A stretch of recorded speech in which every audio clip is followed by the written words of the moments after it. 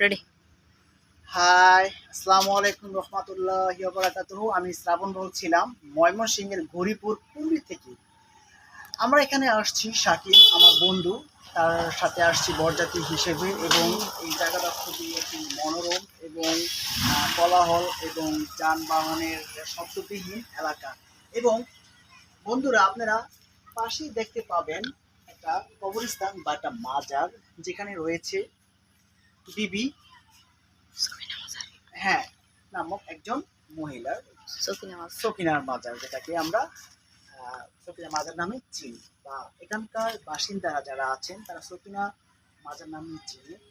উনি একজন ধার্মিক লোক ছিলেন এবং খুব ভালো একজন লোক ছিলেন। আজ থেকে প্রায় অনেক বছর আগে এখানকার মানুষ তার কথা শুনেছে এবং তাদের কাছ থেকে আমিও তার কথা শুনেছি যে তিনি অনেক একজন সৎ ব্যক্তি ছিলেন, পরহেজগার একজন ব্যক্তি ছিলেন এবং পাঁচ ওয়াক্ত নামাজ পড়তেন। এবং তিনি মরার পর তার সমাধিটা আমাদের এই যে পাশে অবস্থিত যে সকিনার মাজার, সেখানে তাকে সমাধিত করা হয়েছে।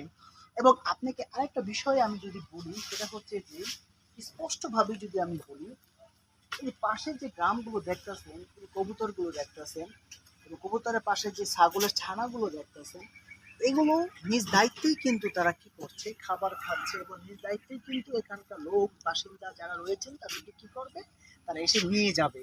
এখানকার মানুষ খুবই আপ্যায়ন এবং খুবই ভালো মানুষ। আমি এখানে ফার্স্ট টাইম এসেছি in my through out life.